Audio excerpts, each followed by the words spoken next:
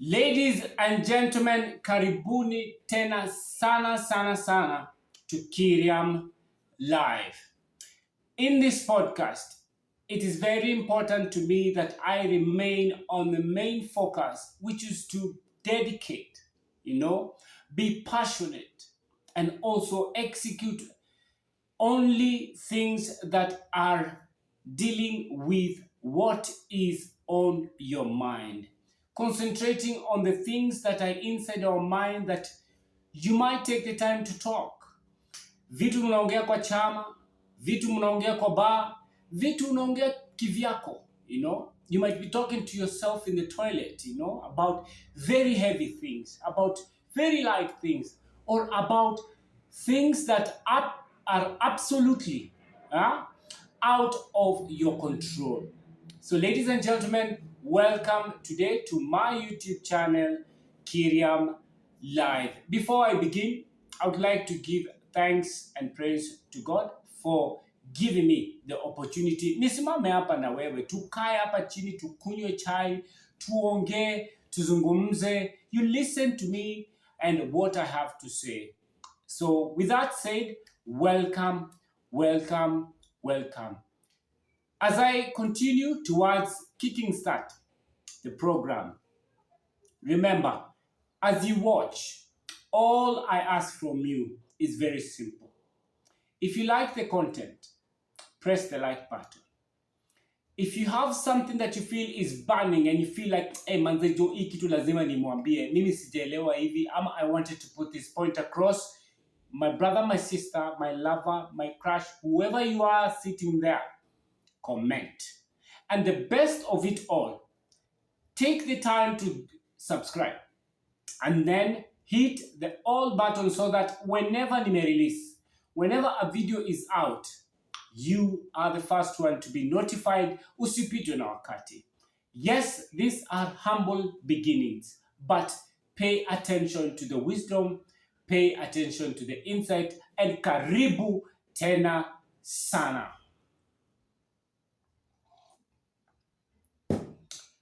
So, today, my brother and sister, I would like to speak about something very simple, okay?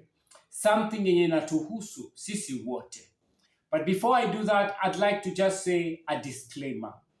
As you listen to everything I say, I want to ask from you that you listen and do not judge. That everything we speak about in this podcast is not geared towards attacking anyone or geared towards, kuchemusha, yani triggering something. This is just a basic podcast.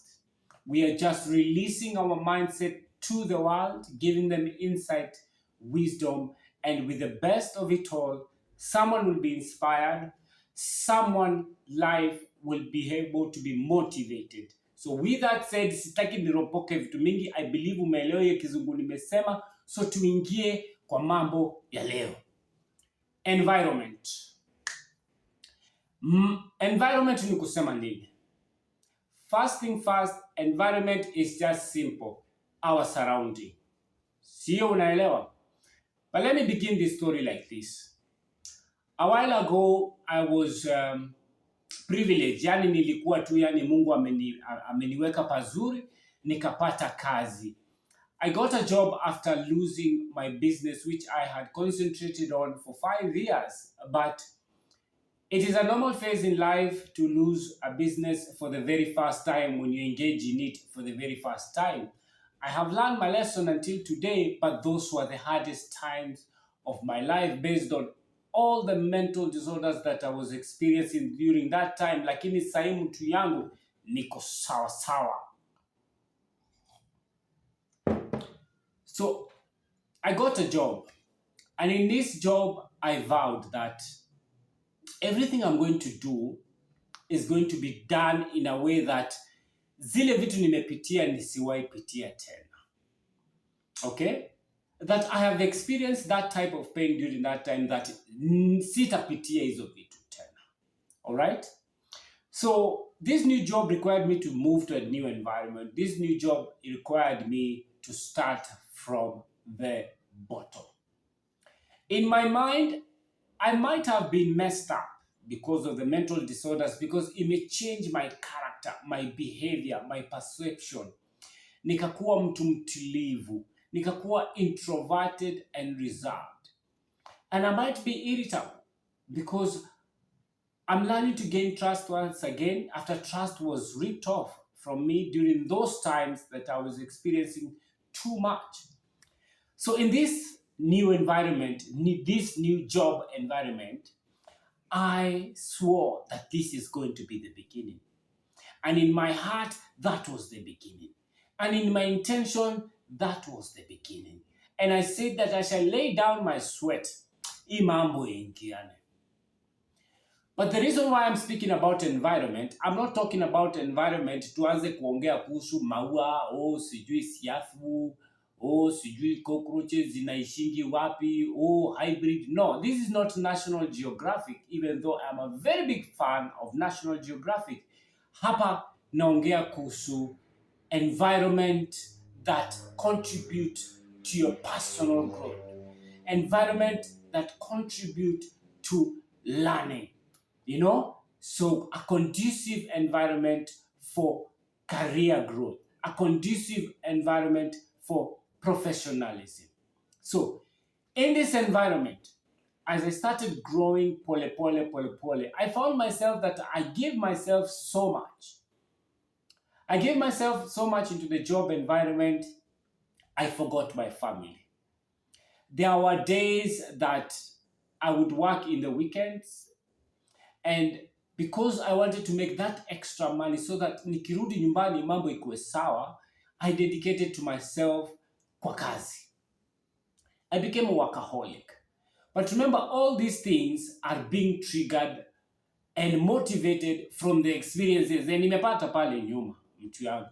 Because if you have reached a point in life mahali, you have nothing else but bangi na maombi. Bangi na maombi. You can't afford food, you can't afford anything. It is now time for you and you alone. And the best time of that time was just a bangi na maombi. So, what am I saying? Long story short, into the workplace environment, I moved from one department to another. But slowly by slowly, I realized that this environment is very competitive. I started to realize that there was so much gatekeeping. I started to realize that in order for you to grow in this environment, it has to take a lot. And a lot is not based on the normal rules of growth in a workplace environment. Apana. These are completely different rules.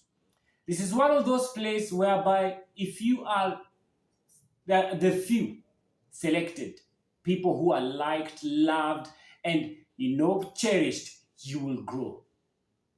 But if you're not, even if ukuwe na PhD, ukuwe na nini, ufanye kazi aje, nothing shall come from it. You will still remain the same as you have in many years to come. No hope for promotion, no hope for high pay raise, And I believe even though a job place environment was set up that we are supposed to work for the company's best interest. Our own interest kidogo pia saa ingine tu lazima tuiweke because we have families, we have children. So in this workplace environment, I found that my initiative did not count.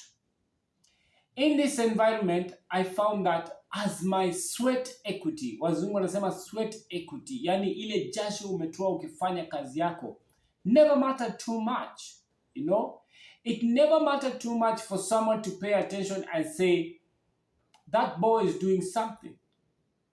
We need to take this person. Let's tumweke mahali grow, And I experienced so much backlash. And it is so unfortunate that in different workplace environment, there's so much politics. And politics is only played by the politicians. And if you do not know how to play the game, my brother, my sister, you are already on the losing end. So what do you do if you are the people on the losing end? What do you do if you are not the, you know, the ones that are successful enough, loved enough to be offered an opportunity environment to grow? Mtu wangu inakuwa very difficult. So, and the other workplace environment, there is completely abuse. And the abuse is simply to tire you out so that wewe mwenyewe ujitoe. But one day I asked myself, these workplace environments that have no conducive environment for growth, ni shida inakuanga wapi? And I can put it like this.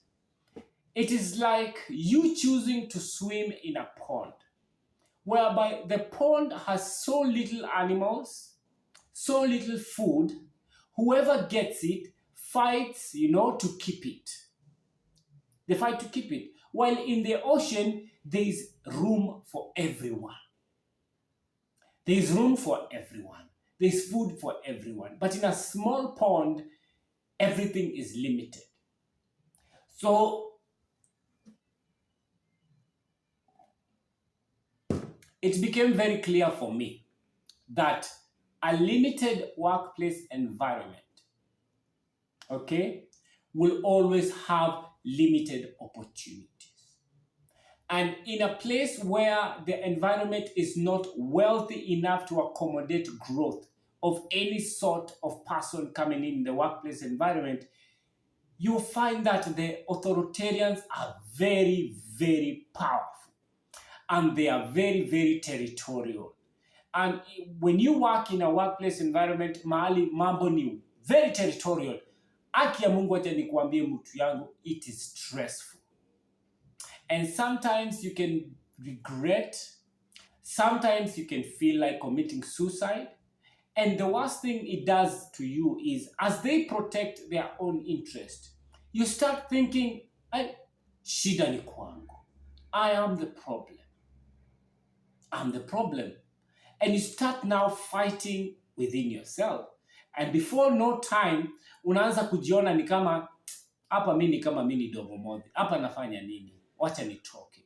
And when you get out, the problem is, you will never come out of that experience of you being the ones that were not accepted, the ones that were not brought into the circle, the one that was being subjected to the workplace abuse.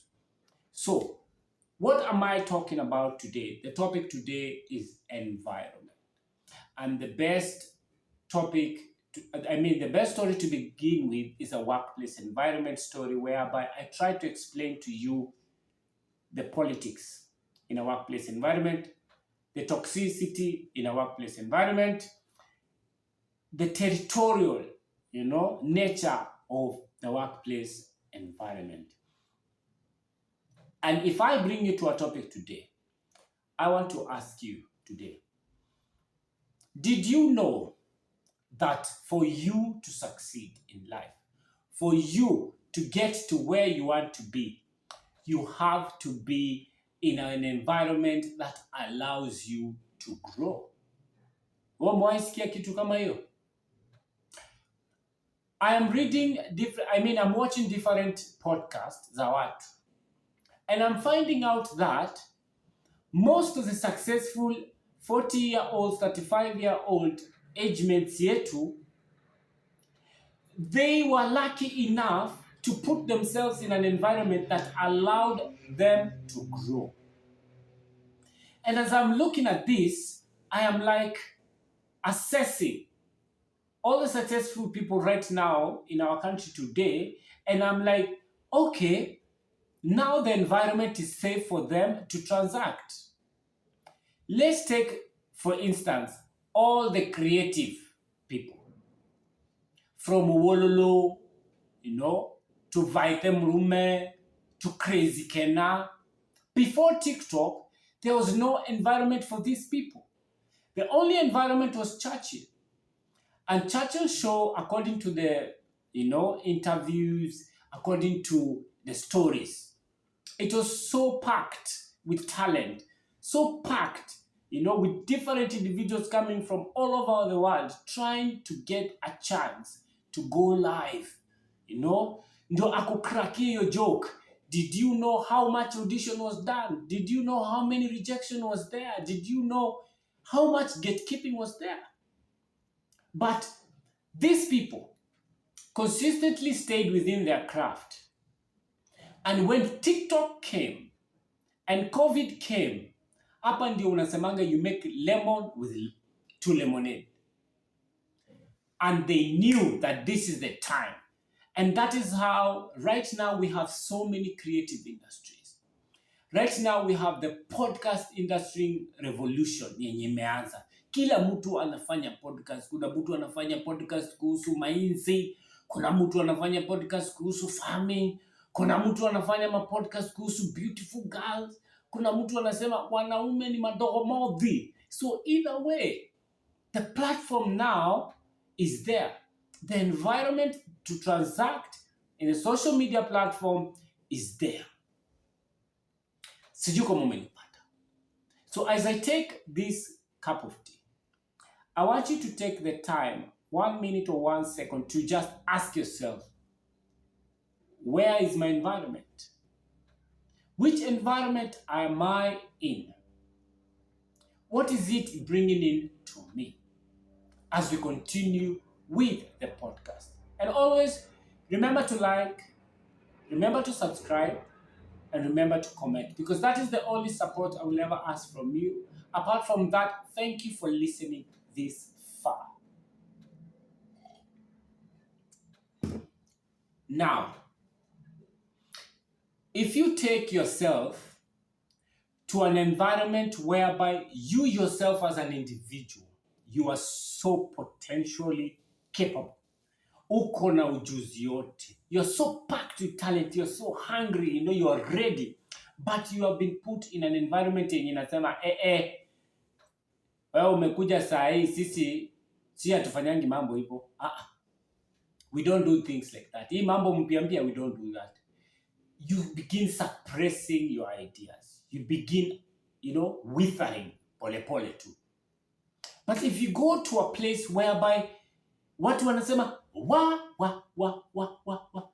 Yaani unataka kuniambia tunaweza chemsha dengu na ndoma na hiyo ingredient ikuliwe vizuri na spaghetti.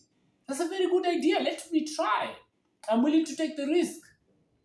I'm willing to take the investment, So you find yourself that if you put yourself in a place of environment ikosawa for you to grow, let me tell you, the only way to go is up. Niju.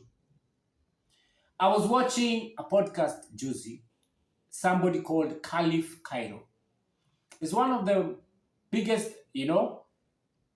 anahusiana na magari, kuuza magari, and they're also doing new things, new things whereby you can pay them in a group setting for you to go for a trip to Nyahururu, Mombasa, on a private jet or on a jet. Badala uende huko JKIA ushindani huko na expenses mingi, kila mtu achange kidogo, and the trip is more cheaper, more faster, plus you have the entire plane for the entire journey at your own disposal. But what he talked on that podcast, akasema ni, the environment of Kenya right now, the reason why there's no room for success, there's no room for new ideas, is because our environment is a low trust economy. Yani kisa na maana anamaanisha kwamba economy yetu ni ile hatuaminiani. Environment yetu ni hatuaminiani. You might have the best quality. You might have the best personality. But the environment has been so messed up that no one trusts each other.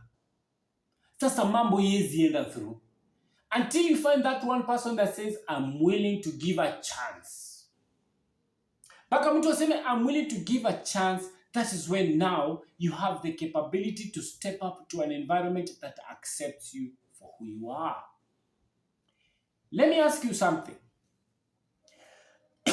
If today we bring all the celebrities, and their talents, and we place them in different places in Kenya. Yeah? And we allow them to do what they do now. I want you to tell me if they will be able to still thrive the way they have. Number moja, let's take someone like Kevin Hart, the best comedian in America. Chukua Kevin Hart, mupeleke aishi Githongori. Akae Githongori. Let him establish himself in Githongori na comedy zake. Chukua this guy called Gordon Ramsay, okay? Peleka yeye Kisumu. Let him start over as a chef, talented chef. Chukua Chris Brown, mupeleke Western Webuye na music talent yake. And give each one and every one of them 10 years.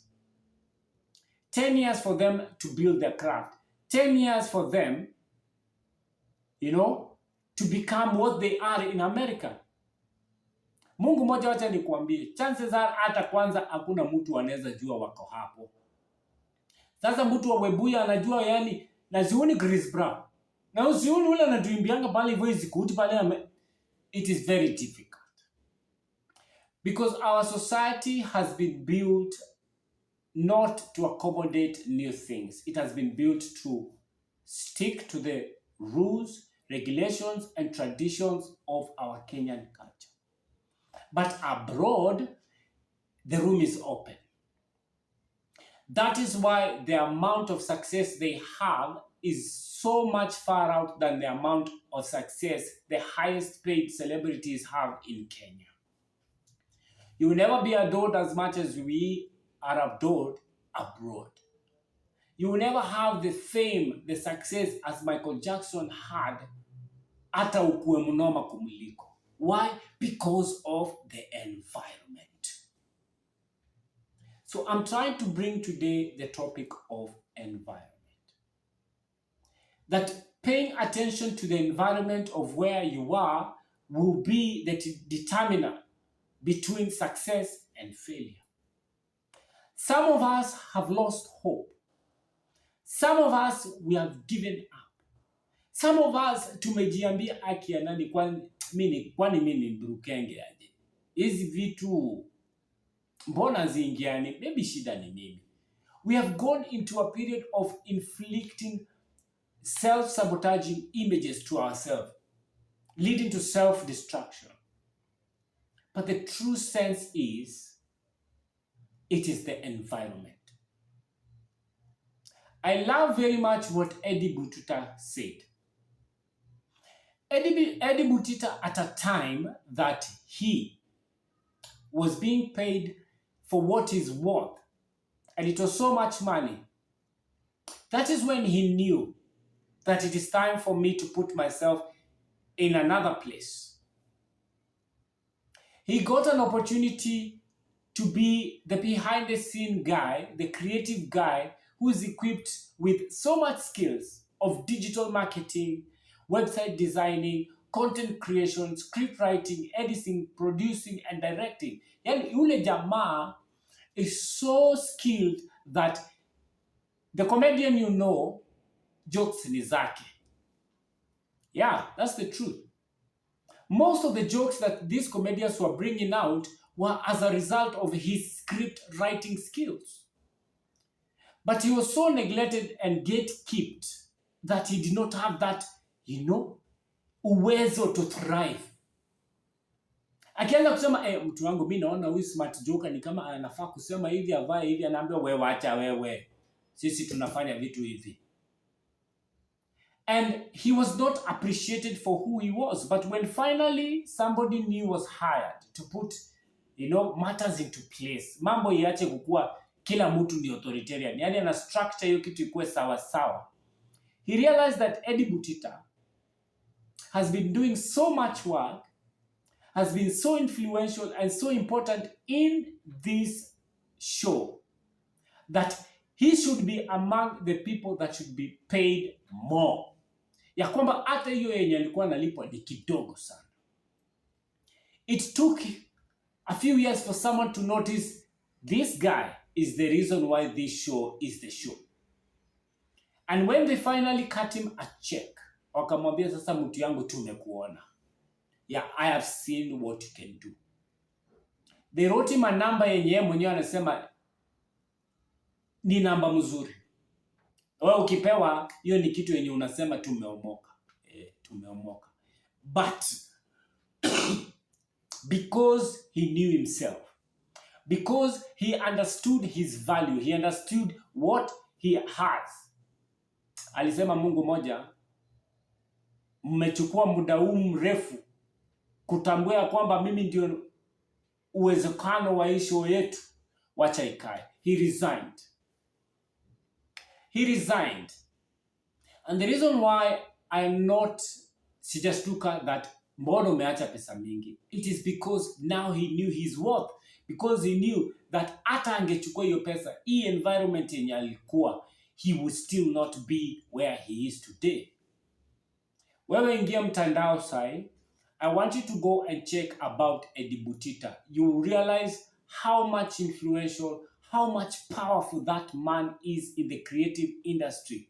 The shows zenye una watch YouTube from Kenya, the Citizen shows, the NTV shows, chances are he has something to do with it. Celebrities, comedians, stand-ups, hizi mashow kubwa, he has something to do with it. And ladies and gentlemen, let me tell you, that guy is so skilled and talented, Netflix walimutafuta.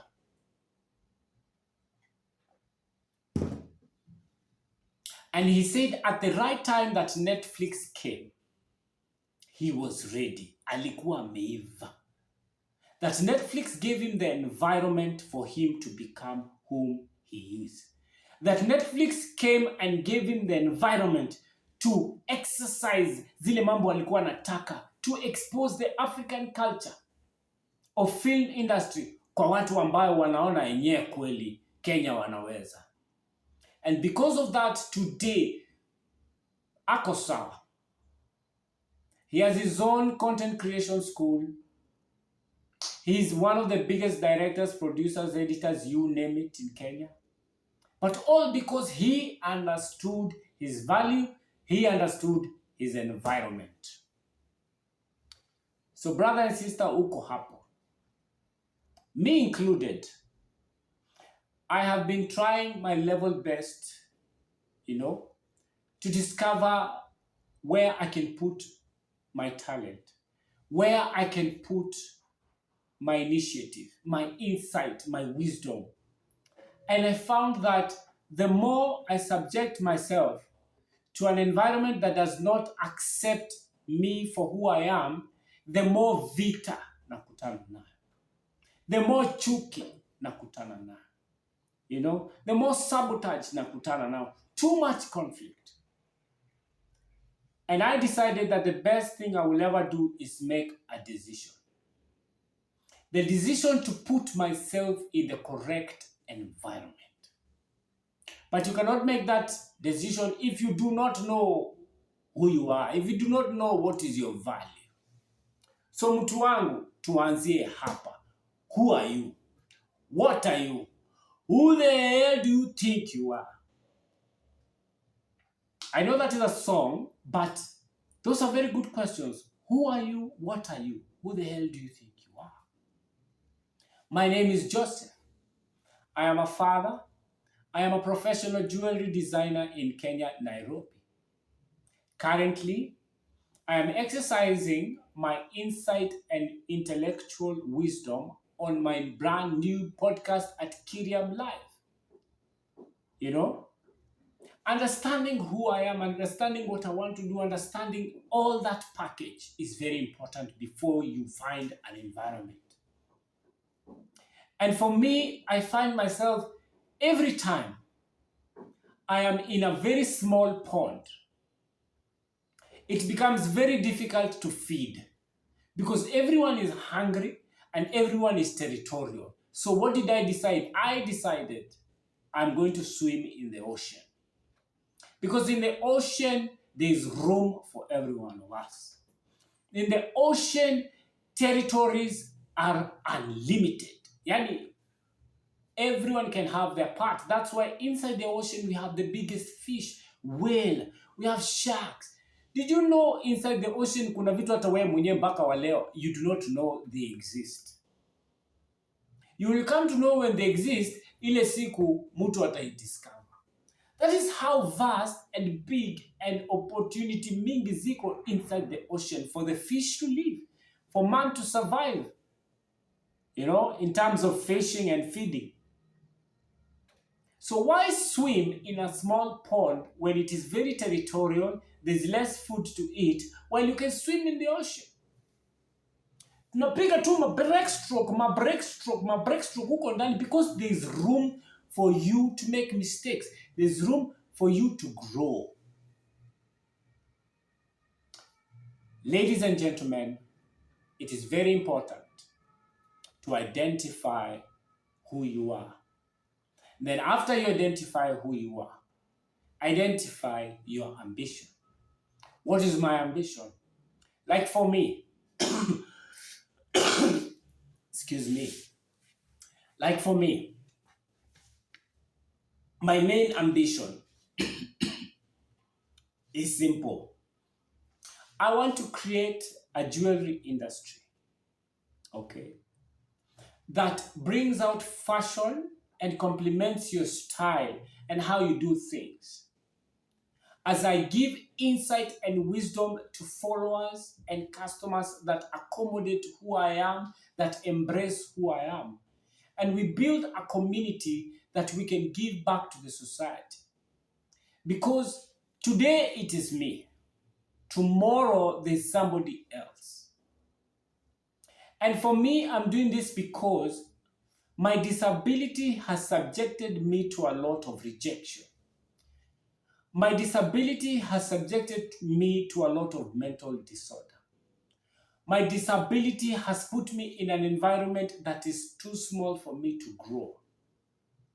But I choose not to look at my disability. I choose to look at the capability. And that is why I want to swim in the ocean, not the pond. And if I give back to the society of people like me, people worse situation like me, my job here on earth is done. Imekwisha. Sasa tunataka nini ingine? And I believe that is the same initiative that all creatives have right now. And I really love creatives because kuna watu wanafanyanga vitu zingine, and you start seeing the sense of it. And because of their creativity, we are moving more days towards development, tuache kuitwa sijui third world. Kwanza nani alikaa chini akaamua hii ni third, hii ni fourth, hii ni fifth, hii ni sixth, hii ni seventh? Criteria gani walitumia? Sisi wote ni madunia. Sisi sote ni country. Sisi tunakula vile wanakula. Ama? Let me tell you something. If the tables stand today, mambo is shift. Waseme mambo ya pesa hakuna. Watu waishi vile tulikuwa. Hakuna mtu ataanza kusema third world country, second world country. Hiyo ni ushenzi. It will only be a country. So, that is what I believe in.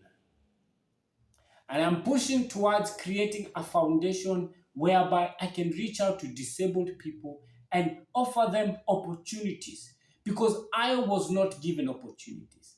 I was rejected. So for me, I shall not reject them. For me, I shall give them opportunities. Because I understand how to be disabled and a father in this country of ours. Watu wanasema Kenya yetu ni shamba la mawe. Shamba la mawe. But in true sense, it is just that our traditions and cultures have subjected this place to be known as shamba la mawe. Because dunia mzima ni shamba la mawe. Hata ukienda America, why should a man suffer in Kenya, Nairobi, and go and suffer 10 times in America just to make $16,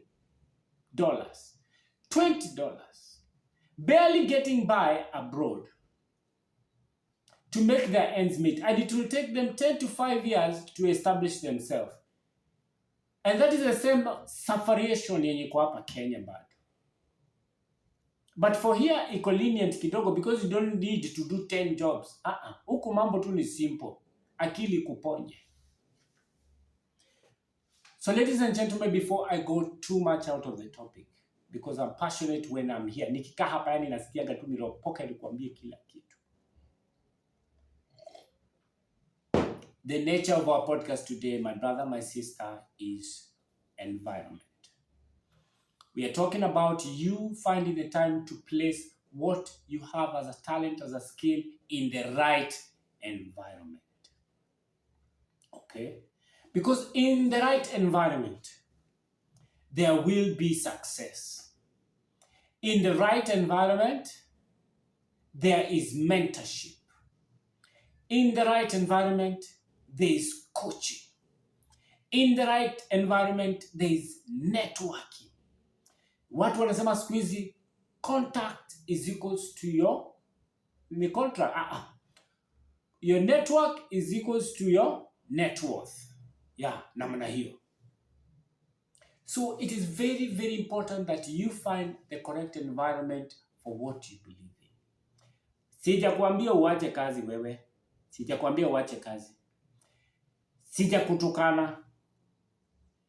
Na sija wakashifu kama wewe unakuanga hivyo. What I am saying is simple. We have individuals in our country, Kenya, that are very, very intelligent, very, very talented, very, very creative. Yaani kuna vitu mingi zinafanyikaga huku Kenya, hata nikwambie mtu yangu tungekuwa majuu.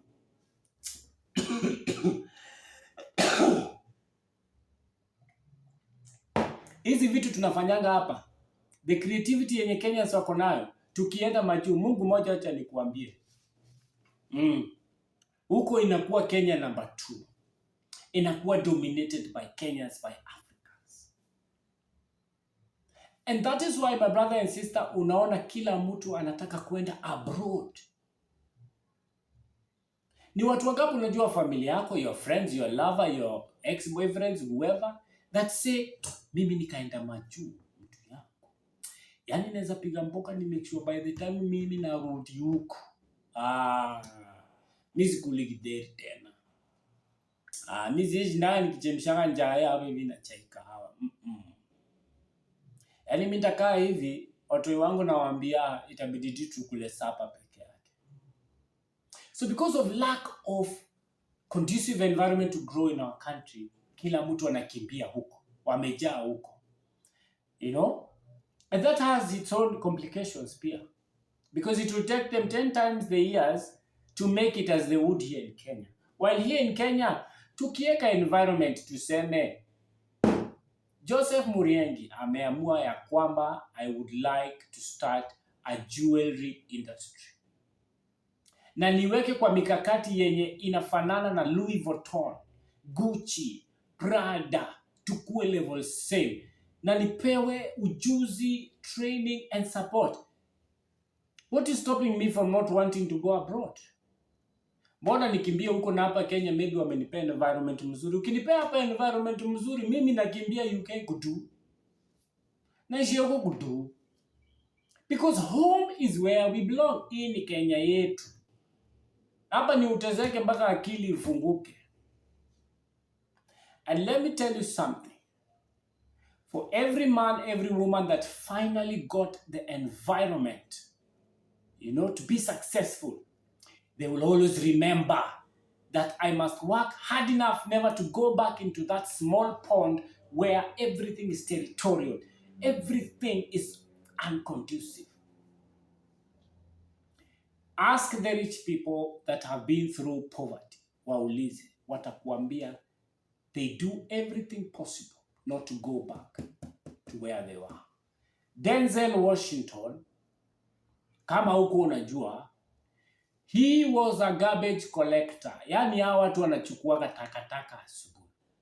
Then one day, Steve Harvey, the best comedian man that I know, asked him, I am so frustrated by this my fans wakikuja wananigotea, they make it very unconducive for me to do my daily things. But wewe wakikuja una sign autograph, hauwatukani, you don't feel the pressure. He told him, I will sign as many signatures as I can. I will hug as many fans as I can for me never to go back and collect the dustbin. because he acknowledges I am finally in the environment where I need to be. So tufunge show. In summary, the topic today was environment. Which environment are you in? Who are you? What are you? And when you're able to answer that, whatever you can do, whatever your skill is, umejiweka kwa environment gani? Hauwezi kuwa wewe ni the best chef, okay? Na umeenda umejisukumana huko unapikia watoto githeri secondary school. Siko unanielewa. You cannot be a very intellectual person, but you are revolving around idiots. Take the risk, take yourself to the correct environment. Because the correct environment will give you freedom. The correct environment, no one will see you as a threat. The correct environment, someone will hold your hand. The correct environment, mentorship iko. Kuna mtu alisema hivi, there are environments where people hate you so much because of what you can do and your capabilities. But if you assess that environment vizuri, yule ambaye ni mdosi kabisa will never have time to hate you for your effort. But the person that shall put you into misery, gatekeeping, make sure you don't get the opportunities, is the person that is still on the ladder. Ndio mtu bado yeye anang'eng'ana. Ni mtu pia yeye anang'eng'ana kufika huko. Pia yeye anang'eng'ana. So wewe ukifika mahali watu wang'eng'ani washafika, huyo mtu mwenye ang'eng'ani ashafika, hana reason ya kukuchambua. So ladies and gentlemen, we are beautiful citizens of Kenya.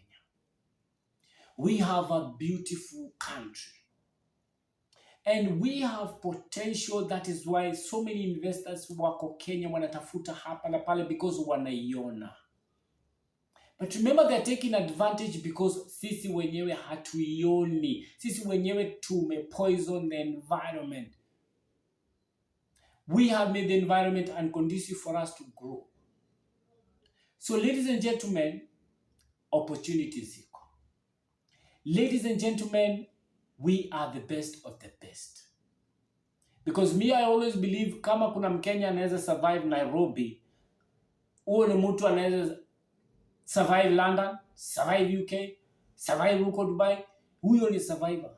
Because the hardship has built us enough to be persistent, consistent, perseverant, resistant. Hizo tense zote. So, let's start with our country. Tusiende mbali. Let's start with our country, Kenya. Let's make the environment conducive for growth. Let's make the environment conducive for new things. Let's go to our families. Let's make the environment safe for my child to grow, to be a basketballer. Ni kwa nini Kenya hatuna basketballers? We have Nigerians who are in the NBA, maju. But Kenya hatuna vitu kama hizo. Kenya, the only thing that thrives ni kukimbia na rugby. Hii mambo ingine, hiyo pelekea watu wenu ushago. So let's start from where we are. It could be our families, it could be the church, it could be the school, it could be you in the employment industry. But my greatest advocate is for you, the CEO. My greatest advocate is for you, the millionaire. The greatest advocate is for you, organizations. In those organizations, as you are leading them, embracing them, working for them, make it very conducive for people to grow. Sometimes information is painful when it really, really is true. But if you're wise enough, you will understand, to be mature enough to take the advice, the motivation. hiyo ingine niwachie. Create the environment for success. This is for your children. This is for your partner. This is for our country. If we create the environment right now for growth, for us to succeed, hizi mito ndogo ndogo, these small ponds, tunafunga zikauke.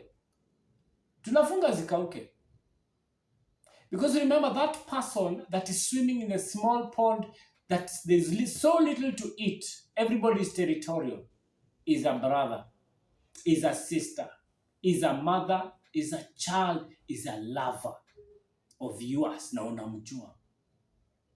And somebody hata wewe mwenyewe una depend na yeye. But mna expect aje success if all of you are gatekeepers?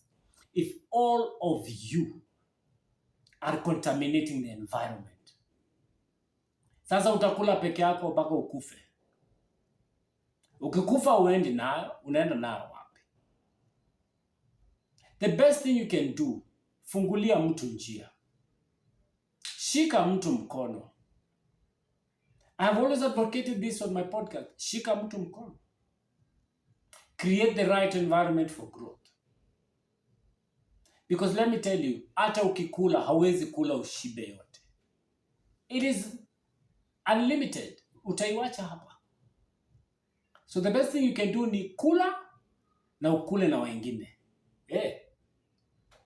So ladies and gentlemen, it is very important for you to put yourself in a conducive environment for growth. And it is very important for your personal growth to be in this environment, because when you're in the best environment, okay? When you are in the best environment, this is what happens. Angalia mtu kama Abel Mutua, thriving as the #1 storyteller in our country. These are people that are flying in different countries, just mtu tu apigie watu mastori. Diversifying his earnings into websites zenye zinauza merchandise, you know. Diversifying his skills into creating a film industry. So because ile environment ilimpatia tu ngazi kidogo, now he knows what to do. And what he's doing is impactful. The stories he's telling is creating awareness. Kuna vitu zingine Abel ameongea imenifunza. Personally, I like the way he's a family man. Because when I have difficulties in my family, I look up to him. Venye anachangamuka na mimi nachangamuka. Sasa mambo iko namna hiyo mtu yangu. So ladies and gentlemen, create the environment. Tukutane huko juu. But you as an individual, you have to acknowledge first, I am in the wrong environment. If you truly want to do what you want to do, acknowledge you are in the wrong environment. Then when you know you're in the wrong environment, put yourself in the correct environment. And when you're in the correct environment, do what you have to do to grow in that environment. So I don't know if that is something you have listened to. I don't know if that is something you may understand. Sijui kama kurokopa kwangu is too much for you, but kazi yangu nimemaliza. Today's topic, conducive environment. And it is so important. You will never know how much pain there is until you are the one in the wrong environment and you are the ones being subjected for being in the wrong environment. You will watch people grow right in front of you, asking yourself, am I the problem? While in true sense is, you are in the wrong environment. Stop swimming in small ponds. Ingia kwa ocean, there's plenty for all of us. So here I am with my own podcast. I have created my own environment. There's time, and I do not have enough resources, but I have creativity skills. So my creativity skills inaniambia fanya hivi, kalia kibuyu, weka kahawa, fungilia simu kwa cell tape kwa kijiti, na piga podcast. Mambo ya sofa set, mambo ya lighting, mambo ya nini, tutakutana nayo huko mbele. Let's start the job now. Let's create the environment for ourselves now. And I have done. And right now, I am grateful to God. Tuko season 2. Episode namba ngapi? 2. And when my day is done, I am fulfilled that I have done well enough. And that is the other gifts. So what are the gifts of being in a good environment? Number 1, you become appreciative of yourself. Mimi nimeweza mtu yangu. Yani, mimi nimepiga hiyo podcast hivyo, reach out to 30 people. Niko sawa. Kesho wacha nitajaribu nifikie 40. Kesho kutwa next year nijaribu nifike 10,000. You know? Number 2, it gives you morale. Inakuambia, last time kulienda hivi.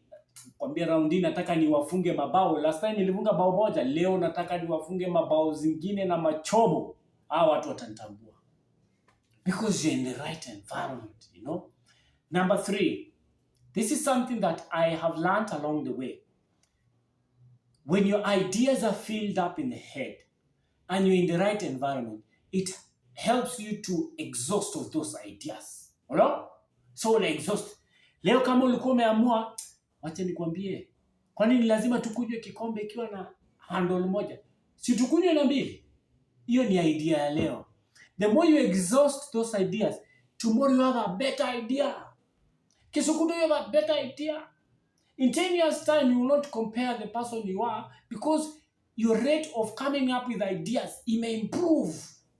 But kama ulikaa tu in the same environment, same idea, same everything.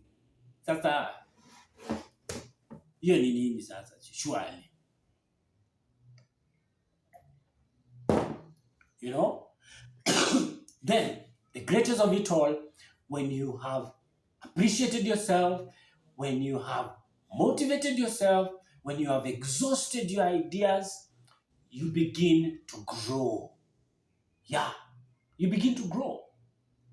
And that is hapo ndio unasikianga Safaricom imekupigia simu. Mr. Joseph, I have seen what you have done. And it is very inspiring that a disabled person would take the chance on himself and create his own environment. Kuja hapa UK. Ongea na mabrukenge hapa pia hao kwa the same. Let's build a nation of people who create things for themselves. Now, people will see you for creating your own. People will appreciate you for being yourself. And you will not need to be introduced anymore. Wewe ukiingia kwa chama hakuna kusema mimi naitwa nani na nani. Wewe ukiingia kwanza wanajua, haya. Kwani mliita Ruto hapa? Immediately everyone knows hapa hii shida tuko nayo imetatulika. Another gift of being in the environment is, mimi kwangu, familia inapanda. Familia ina grow. My brother and sister, my goal in life is simple. If I can get to a point where I can provide for my family, the basic things in life, food, shelter, clothing, education and medication, mi nafungia hapo mtu yangu. Nafungia hapo. Because as much right now, as much as I want my children to eat, flambe, fish, chicken, pork, sauteed chapatis, whatever, I have to look at my balance income. Na kama haiwezi. Na kwa sababu haiwezi, I need to put myself in a place yenye inaweza. Na ikiweza, pia hao wataweza. I have dreams of putting my children in their own bedroom. You know, wawili, kila mtu bedroom yake, the boy and the girl. Na mimi na mama, tukuwe na privacy. Kwa sababu hii mambo ya bedsitter tumekaa hivi, mkianza mcheches, mtu ndio ule anakuona kila kitu, asubuhi anakuuliza, mami, mbona wewe na baba usiku mlikuwa mnapigana? Kwa nini ulikuwa unachapa mami? So the child begins to confuse money for crime. So mutu yangu, let me work hard to put them in their own bedroom so that I can have private time with my wife. And also my children get to enjoy a good space of living. Mali kuna ventilation, they have food, and in case they are sick, I can take them to the best doctors. Because it is very unfortunate and painful that our children could be sick. But because of the resources yenye tuko nayo, I cannot treat this child today. We have to start with the miti shamba, home remedies, kabla tuende hospitali, because it is expensive. But if I am in the right environment, and I'm developing, and I'm growing,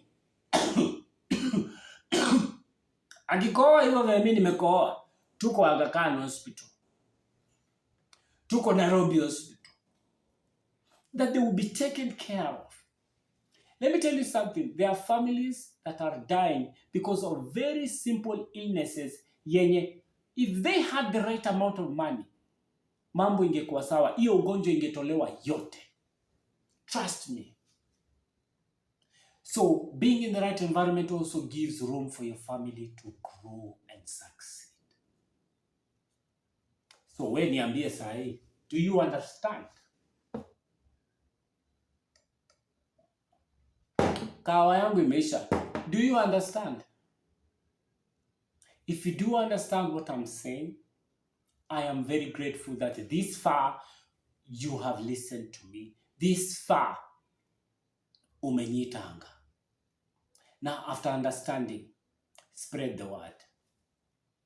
You might not like this video, you might not comment, you might not subscribe, but my brother, my sister, that is the truth, and spread the word. Because it is until we create the right environment, until you put yourself in the right environment, shall you grow, shall we grow. Otherwise, tutaendelea kuwa shamba la mawe. We will continue swimming in small ponds, whereby there's so little to eat, everyone is territorial and defensive about what they have. Na hapo ndio unasikianga brother kills brother. Wife kills the husband. Sabotage within families. Sabotage within corporate entities. A very big, organization kama Tuskys falls down because the environment is no longer safe enough for growth. Man-eat-man society becomes now the new environment. Na sasa tunaanza kuishi kama wanyama. Ukizaliwa tu sahi ni mbio. Ukizaliwa tu sahi ni surviving. Because things are now harsh. There's no time for me to share. There's not enough for us to share. So I must become a hyena. Nikunyang'anye.